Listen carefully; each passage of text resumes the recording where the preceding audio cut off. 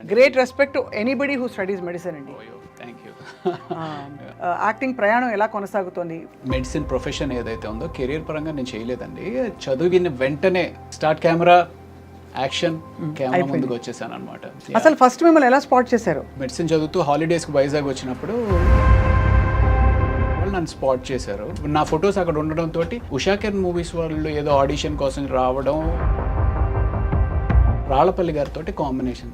What a man he is అండి నిజంగానే. 10 days of my experience of getting in to movies మీకు చెప్తే అలా ఎలా అవుతుంది అనిపిస్తుంది. చెప్పండి.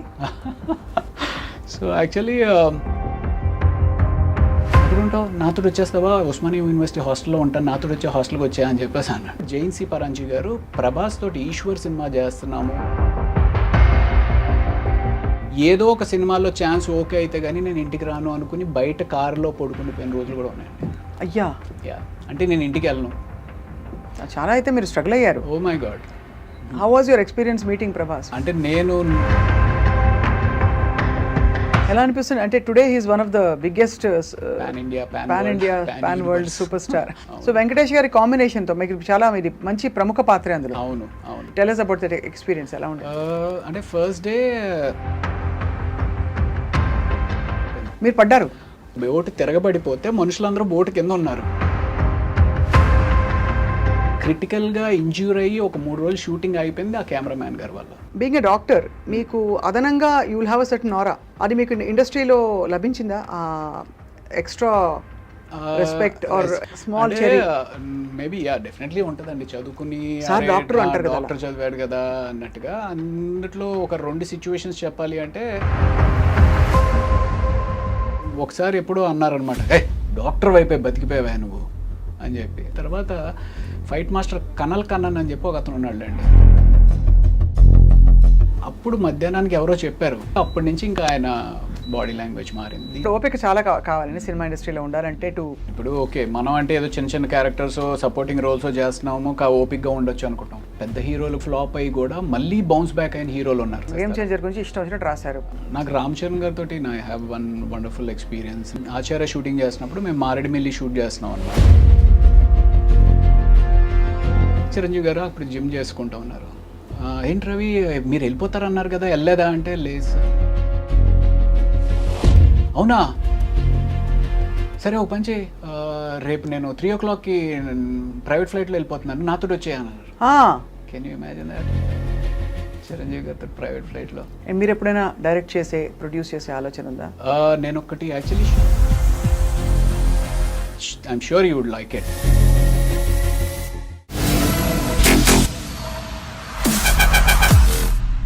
Hello and welcome to this candid conversation. తెరపై పోలీస్ పాత్ర అనగానే గుర్తొచ్చే వాళ్ళు కొంతమంది ఉంటారు. పోలీస్ పాత్ర కావచ్చు, సిబిఐ ఆఫీసర్ కావచ్చు, లేదు బాధ్యత గల ఒక అథారిటీ ఉండే వ్యక్తి అండ్ వెరీ సీరియస్. ఆ వ్యక్తి ఎవరంటే మనందరికీ సుపరిచిత క్యారెక్టర్ ఆర్టిస్ట్, కొన్నేళ్లుగా మంచి హిట్ సినిమాల్లో మంచి పాత్రలో చూస్తూ వచ్చాం. ఆయనే రవిప్రకాష్ గారు. బట్ ఇక్కడ ఇది విశేషం కాదు, ఆయన వృత్తిపరంగా డాక్టర్, మామూలు డాక్టర్గా మాత్రమే కాదు, ఈజ్ అ సర్జన్ ఆల్సో. మరి ఇంత చదువు చదివి డాక్టర్ నుంచి యాక్టర్ అవ్వడం, అక్కడి నుంచి ఆయన ప్రయాణం. ఇప్పుడు మరి ప్రాక్టీస్ చేయట్లేదా? ఏం చేస్తారు ఇవాళ? మందు వేస్తారా మనకి, లేక ప్రిస్క్రిప్షన్ రాసిస్తారా? లైఫ్ గురించి తెలుసుకుందాం. Thank you very much doctor Raviprakash for joining us. Thank you so much అండి. Great respect to anybody who studies medicine అండి. Thank you. సో మీరు of course the most obvious question is acting ప్రయాణం ఎలా కొనసాగుతోంది rather then being a busy doctor? యాక్చువల్గా అయితే నా medicine profession ఏదైతే ఉందో కెరీర్ పరంగా నేను చేయలేదండి.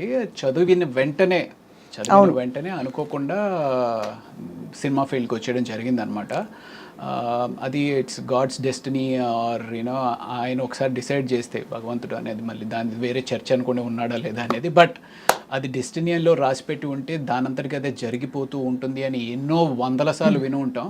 నా లైఫ్లో ఎక్కువసార్లు జరగలేదు కానీ ఆ ఒక్కసారి జరిగిందండి. అంటే ఒకసారి క్యారమ్ బోర్డ్లో మనం కళ్ళు మూసుకుని కొడితే అది స్ట్రైకర్ కొట్టి అటు ఇటు వెళ్ళి మళ్ళీ హోల్లో పడితే ఎలా జరుగుతుందో అన్నట్టుగా ఒక ఫోన్ రావడం, అబ్బా ఏం వెళ్తానులే అనుకుంటున్న టైంలో సరేలే సరదాగా హైదరాబాద్ తిరిగేసి వద్దాము అక్కడ అంటే కొత్త అంటే నేను అప్పుడు ఇండియాలో లేను, రష్యాలో మెడిసిన్ చేశాను కాబట్టి సరదాగా హైదరాబాద్ చూసి వద్దాము అనే ఉద్దేశంతో హైదరాబాద్ వచ్చి with in a weeks time start camera action camera ముందుకు వచ్చేసాను అనమాట. సో అసలు ఫస్ట్ మిమ్మల్ని ఎలా స్పాట్ చేశారు? నేను వైజాగ్లో అంటే మెడిసిన్ చదువుతూ హాలిడేస్కి వైజాగ్ వచ్చినప్పుడు ఒక ఏదో మోడలింగ్ షోస్ ఇవి అవి ఏదో అనుకోకుండా అది ఒక చక్కటి మెమరీ అండ్ ఇట్స్ అనుకోకుండా జరిగిన ఒక సిచ్యువేషన్ ద్వారా ఒక మోడలింగ్ ఏజెన్సీ వాళ్ళు నన్ను స్పాట్ చేశారు. స్పాట్ చేసిన తర్వాత సరే ఆ మోడలింగ్ ఏజెన్సీతో నేను పెద్ద అసోసియేట్ అయ్యి ట్రావెల్ అయింది ఏం లేదు, కానీ ఆ టైంలో ఫొటోస్ తీయించుకున్నాం. ఆ ఫొటోస్ ద్వారా ఇంకొక ఫ్రెండ్ ద్వారా సత్యానంద్ అని చెప్పి వైజాగ్లో ఎవరైతే యాక్టింగ్ గురువు గారు ఉన్నారో, one and only big acting గురువు గారు and who has launched an number of heroes to the industry. అయితే ఆయన్ని కలవడం జరిగింది.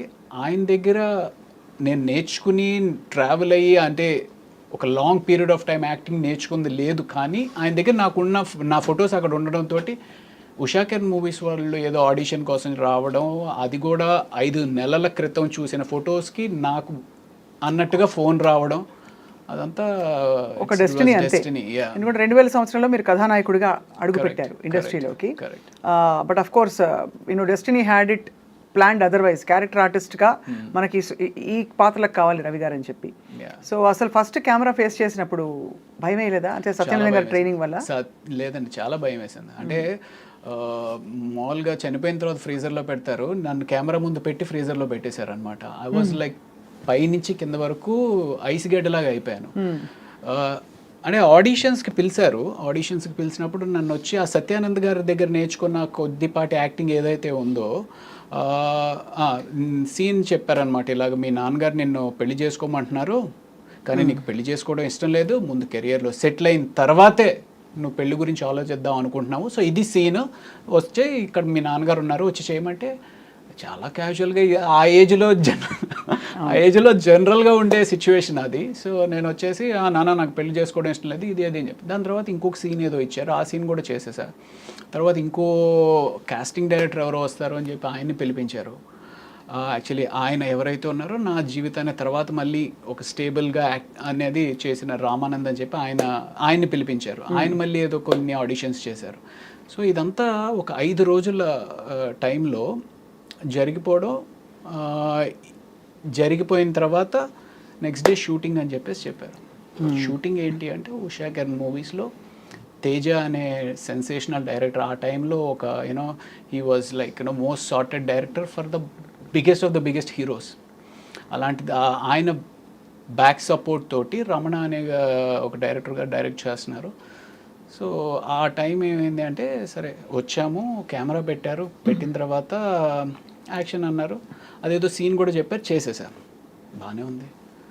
ఇప్పుడు అంతా చేసిన దాన్ని చిన్న చిన్న ముక్కల కింద క్లోజు షర్ట్ మిడ్ షాట్ అలాంటివి ఏవో మనకు టర్మినాలజీ తెలీదు, అది అసలు ఆ క్రాఫ్ట్ కూడా ఐడియా లేదు. తీసుకొచ్చి పెట్టిన తర్వాత రాళ్ళపల్లి గారితో కాంబినేషన్, అబ్బా what a man he is అండి నిజంగానే. I don't no if you met him or not. అయ్యో చాలాసార్లు. అసలు రాళ్ళపల్లి గారు అంతటి చక్కటి వ్యక్తులు నిజంగానే ఈ భూమి మీద ఉన్నారు కాబట్టి మానవత్వం ఇంకా ఉంది అనిపిస్తూ ఉంటుంది నిజంగా చెప్పాను. సో రాళ్ళపల్లి గారితో కాంబినేషన్. సో మొత్తానికి ఏదో చేసేసాను. ఇప్పుడు రాళ్ళపల్లి గారు వెళ్ళిపోయారు, నువ్వు ఆయన ఉన్నారు అన్న ఊహించుకుని నువ్వు ఇక్కడ ఏదో ఎక్స్ప్రెషన్ ఇవ్వాలి అన్నారు. I was blank, I was totally blank. పెద్ద పెద్ద లైట్లు ఏవేవో మొహం మీద పడతా ఉన్నాయి, వాళ్ళందరూ ఈ ఒక్క చిన్న ఎక్స్ప్రెషన్ చేసేస్తే రిలాక్స్ అవుదాం అనేటట్టు వాళ్ళందరూ నన్ను చూస్తున్నారు అనే ఒక ఫీలింగ్, భయం. సో మొత్తానికి రాలా. అప్పుడు తేజ గారు వచ్చారు, ఏంటి రవి ఏంటి అంటే, సార్ ఏమో సార్ నాకేం అర్థం అవ్వట్లేదండి, నా మైండ్ అసలు కోఆర్డినేషన్లో లేదండి, ఎవరేం చెప్తున్నా నాకేం అర్థం అవ్వట్లేదు, నాట్ గెటింగ్ ఇట్ అని. ఏం చేద్దాం అన్నారు. సరే ఏం చేద్దాం సార్, ఏమో తెలియదు సార్, ప్యాకప్ చెప్పేద్దామా అన్నారు. సరే సార్ ప్యాకప్ చెప్పేద్దామా సార్ అని నేను అనలేదు. సరే అయితే ఇవాళ చాలండి ఆపండి. ఇమాజిన్ యువర్ ఫస్ట్ డే,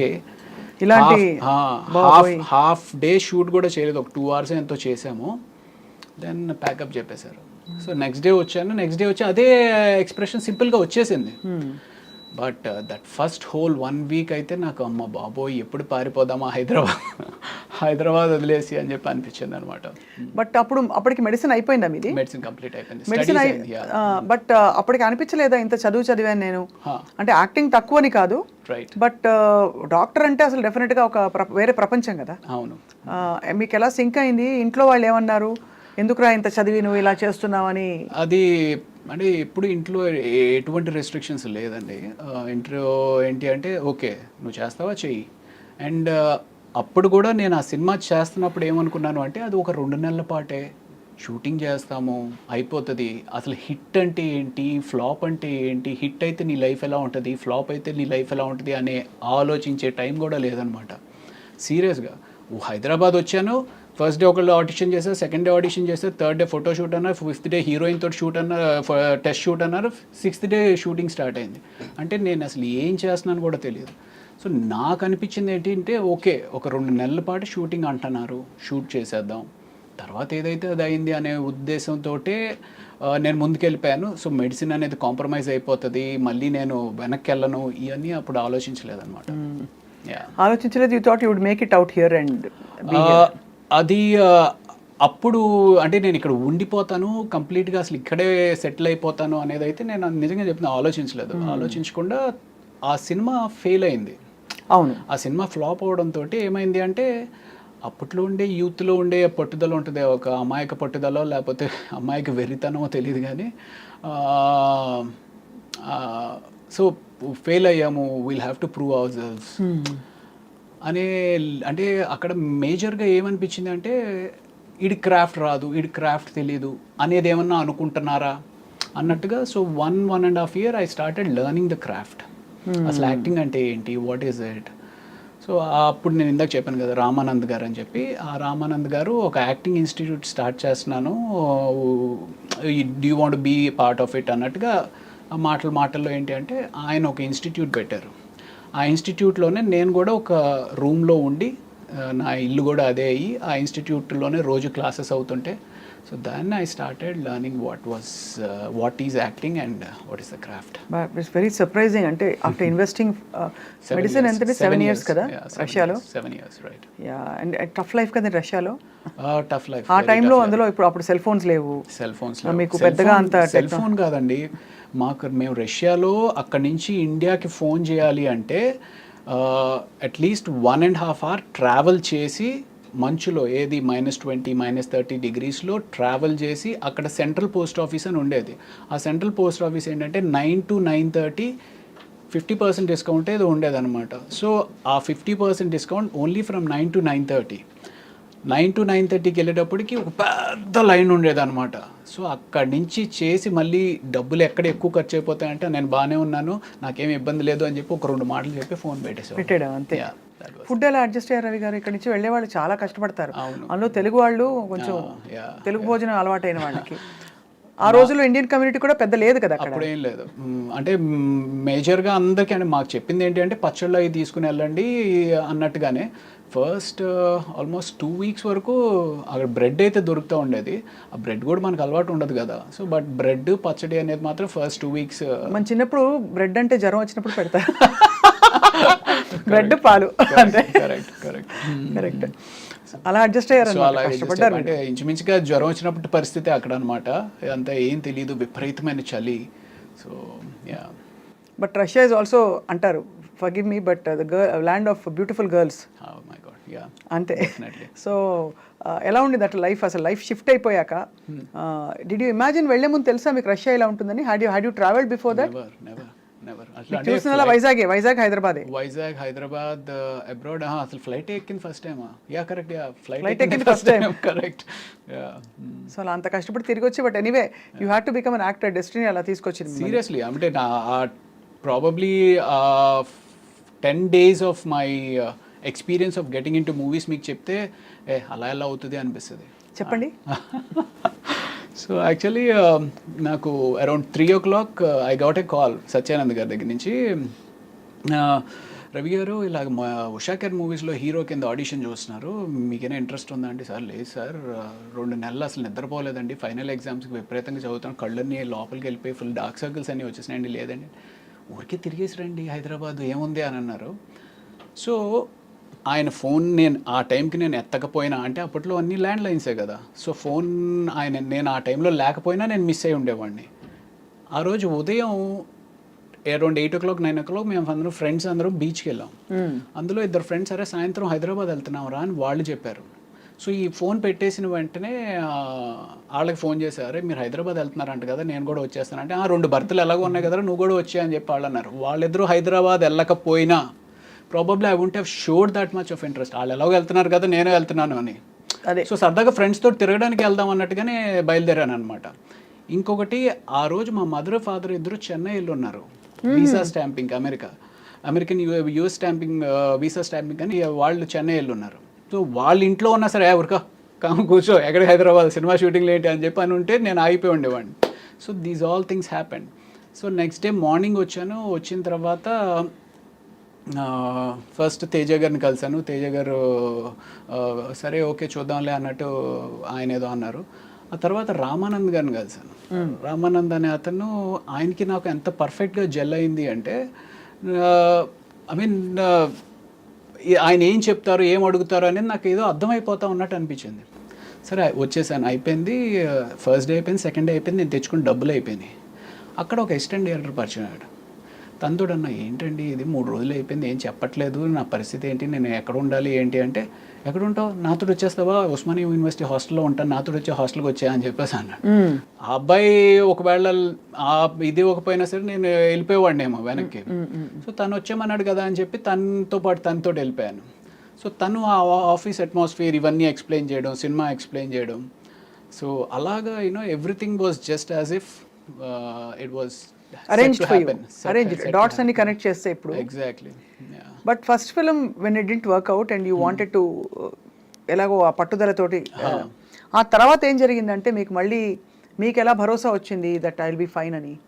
అంటే ప్రాబబ్లీ ఆ యాక్టింగ్ ఇన్స్టిట్యూట్లో ట్రావెల్ అవడం అనేది కూడా అది కూడా మళ్ళీ జరిగింది. And then I started noticing that okay, అప్పుడు నాకు అసలు ఏం అర్థం అవ్వలేదు, ఇప్పుడు కొంత బాగానే అర్థమవుతుంది అనేది అనిపించిన తర్వాత ఈ యాక్టింగ్ ఇన్స్టిట్యూట్స్కి ఎవరో ఒకళ్ళు డైరెక్టర్స్, ఎవరైతే యాక్టర్స్ తోటి రిక్వైర్మెంట్ ఉంటుందో వాళ్ళు వస్తూ ఉంటారు. అలాగా జైన్సీ పరంజీ గారు ప్రభాస్ తోటి ఈశ్వర్ సినిమా చేస్తున్నాము అనే ఒక కొత్త సినిమా చేస్తున్నాం కొత్త వాళ్ళతోటి అన్నట్టుగా ఆయన వచ్చారనమాట. అప్పుడు ప్రభాస్ కొత్త వాళ్ళు. సో ఆ సినిమాకి ఆడిషన్స్ కోసం అన్నట్టుగా ఆయన వచ్చారు. ఆయనతో పాటు అశోక్ కుమార్ గారిని ప్రొడ్యూసర్ రావడం. సో అక్కడ నేను ఇలా చెప్పాను, అంటే నువ్వు హీరో కింద చేసావు కదమ్మా అంటే, పర్వాలేదు sir, I just want get back, ఎలాంటి క్యారెక్టర్ ఇచ్చినా పర్వాలేదు చేస్తాను అంటే, అందులో ఒక చిన్న నెగిటివ్ రోల్ ఏదో ఉంటే ఆ నెగిటివ్ రోల్ ఇచ్చారనమాట. సో అప్పుడు మీకేం అనిపించలేదా, అయ్యో నేను హీరోని కదా, నేను హీరో మెటీరియల్ని కదా, నేను ప్రభాస్లా పొడుగ్గా ఉన్నాను కదా? అంటే నాకు అలా అనిపించలేదండి, నిజంగా అలా అనిపించలేదు. అంటే ఓవరాల్ ఆ సిచ్యువేషన్లో ఆ టైంకి నాకు అనిపించింది ఏంటి అంటే, ఈ ఇండస్ట్రీలో ఉండాలి అంటే ముందు సర్వైవ్ అవ్వాలి అంటే హీరో ఆయన పట్టుకుని కూర్చుంటే నిన్ను సపోర్ట్ చేసి నీ బ్యాక్గ్రౌండ్లో ఎవరో నీ మీద ఇన్వెస్ట్ చేసి డబ్బులు పెట్టేవాళ్ళు ఉండరు.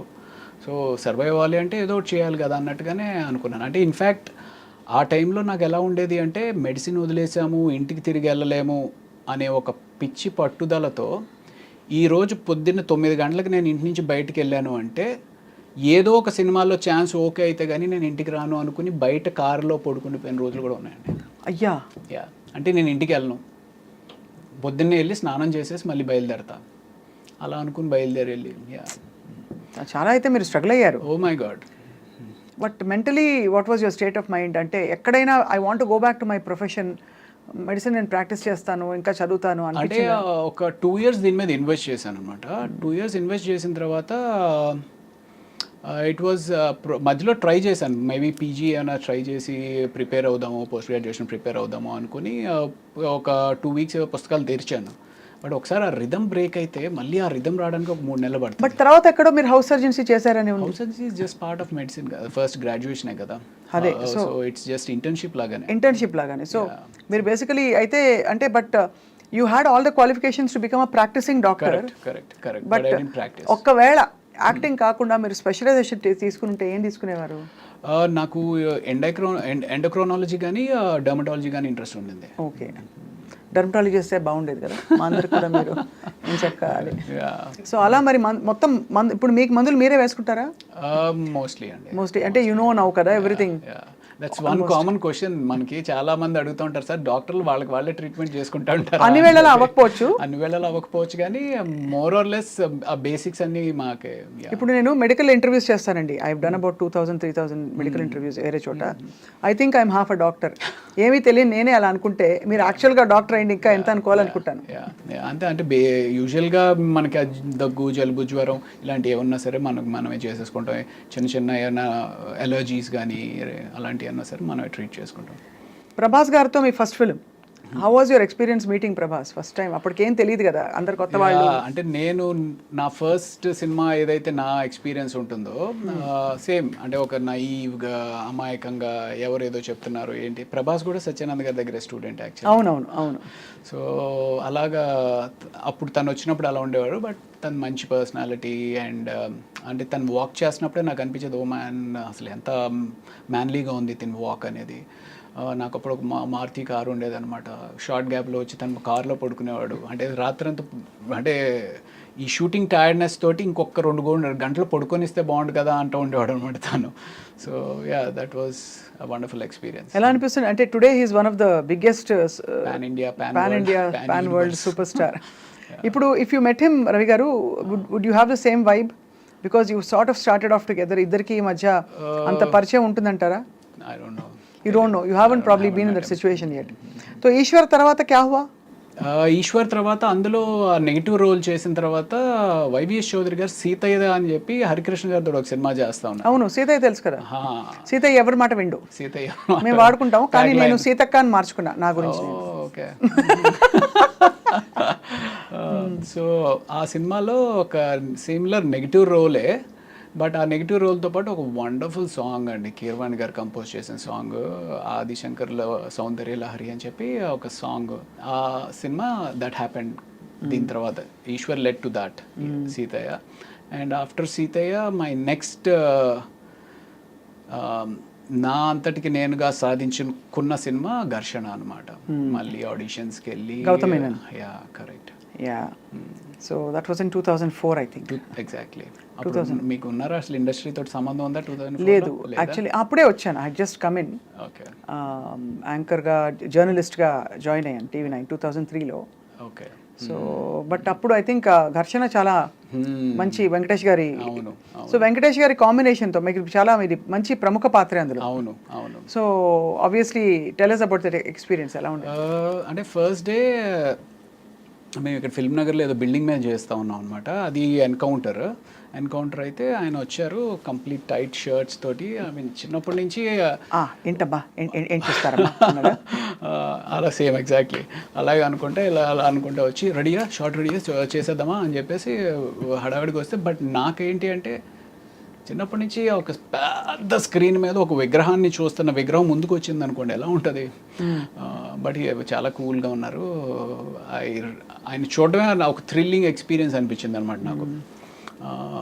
దెన్ అది that was the first day. అక్కడి నుంచి రోజు షూట్ చేస్తూ ఉన్నాము. అండ్ దెన్ శ్రీలంక వెళ్ళి ఆ ఎపిసోడ్ చేసాము. ఆ శ్రీలంకలో బోట్ మునిగిపోయింది. మేము యాక్చువల్లీ ఏదైతే ఆ హౌస్ ఉంటుంది, if you remember that movie, ఆ హౌస్ ఉంటుంది వెంకటేష్ గారు ఆ సీన్ హీరోయిన్ది ఒక హౌస్ ఉంటుంది అనమాట. ఆ హౌస్కి ఒక బోట్లో ఒడ్డు నుంచి ఆ ఇంటికి వెళ్ళి అక్కడ షూటింగ్ చేసుకుని మళ్ళీ ప్యాకప్ తర్వాత ఇటు వచ్చేయాలి.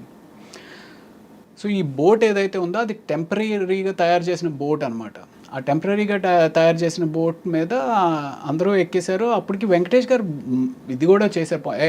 ఎంతమంది పట్టొచ్చు దీంట్లో అంటే, సార్ 15 మంది పట్టొచ్చు సార్ అని అన్నాడు. 15 మంది ఎంతమంది ఉన్నాం, మనం ఎంతమంది ఉన్నామంటే, సార్ 16 మంది ఉన్నామండి, ఇంకో 4 దింపేశానండి ఎక్కువ ఉంటే అని చెప్పేసి అతను అన్నాడు. సో బోట్ స్టార్ట్ అయింది.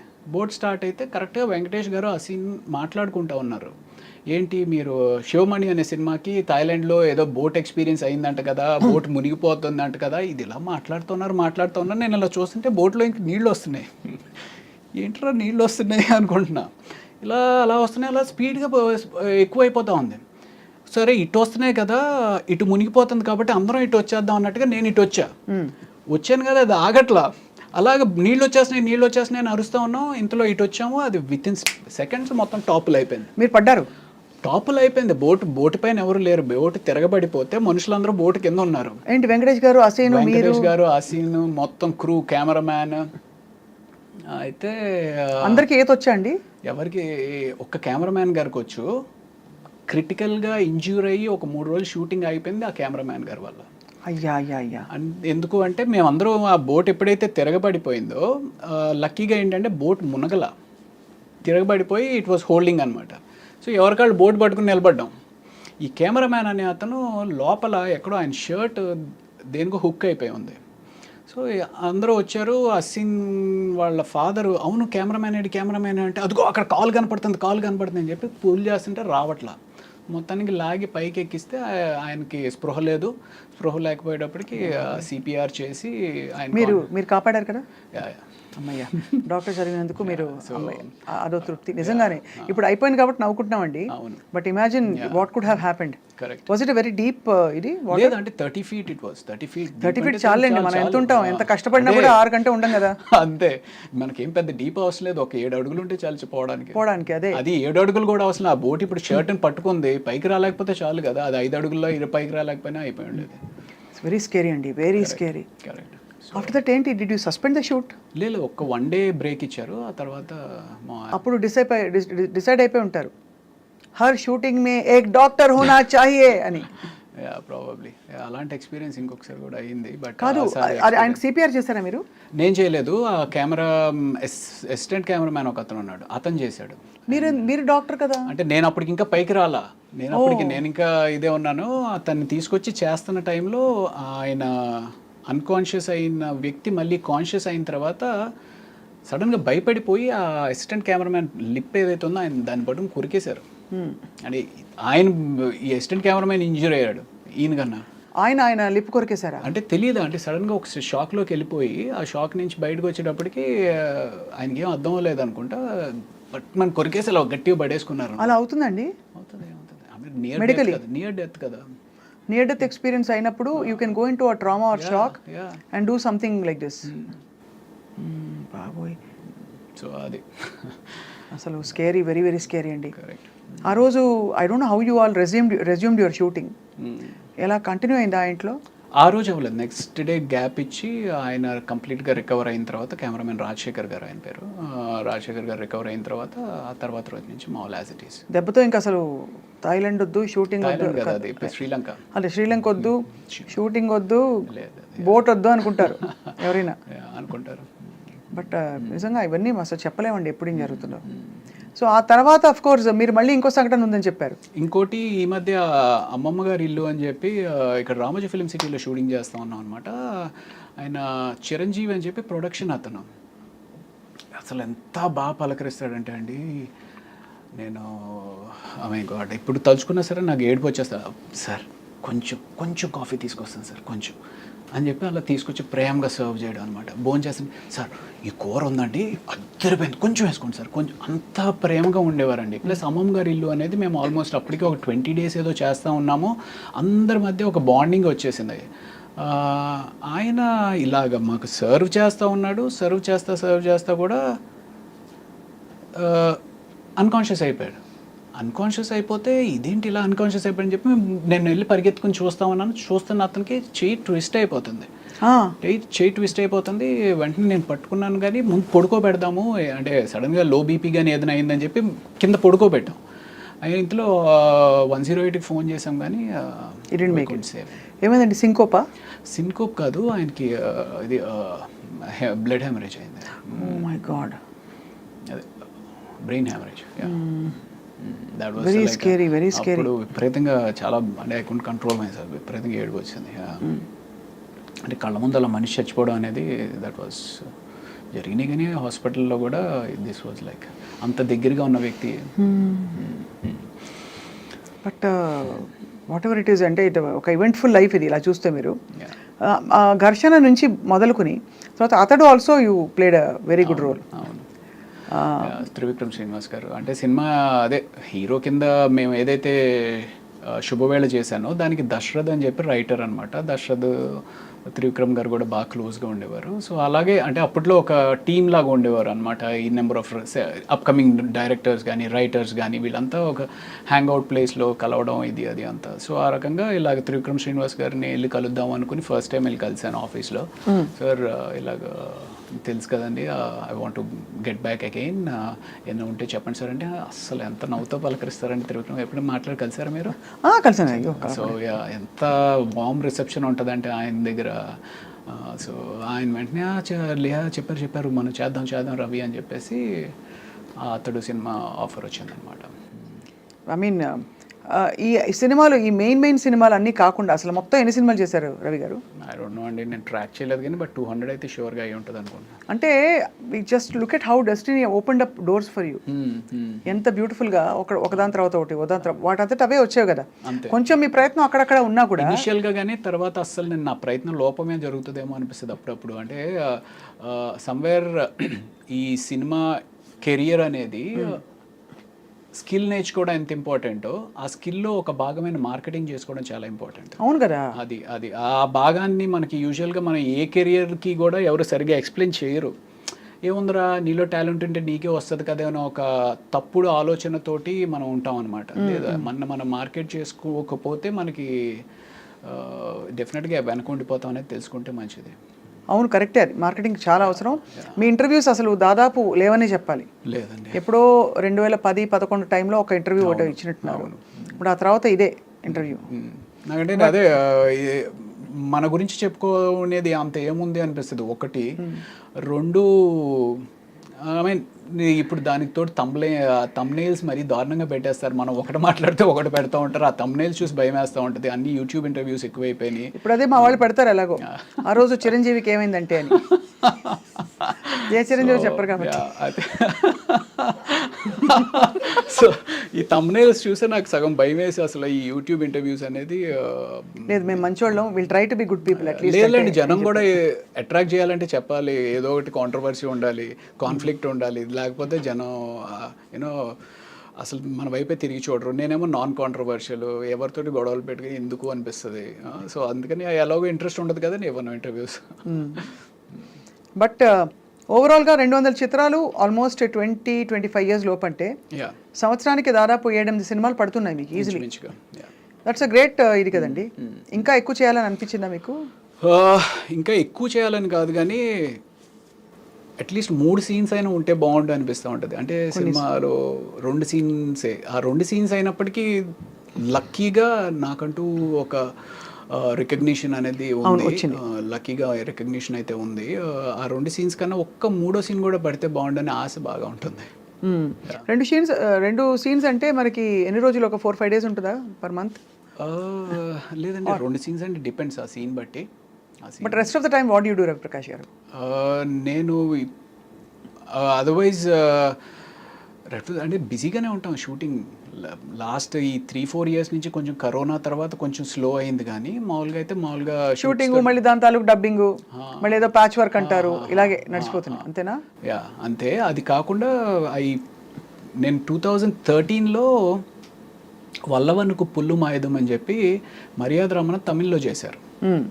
సో వాళ్ళ అసిస్టెంట్ డైరెక్టర్ ఒక అతను వచ్చి, నేనేదో ప్రతినిధి అని చెప్పి నారా రోహిత్ సినిమా చేస్తూ ఉన్నప్పుడు ఆయన వచ్చి నన్ను చూసి, సార్ మేము ఒక క్యారెక్టర్ అనుకుంటున్నామండి అంటే, ఏం సినిమా అంటే అదే మర్యాద రామలో నాకు సూట్ అయ్యేది మహా అయితే బ్రహ్మాజీ గారు చేసిన బావ క్యారెక్టర్ అనుకున్నా.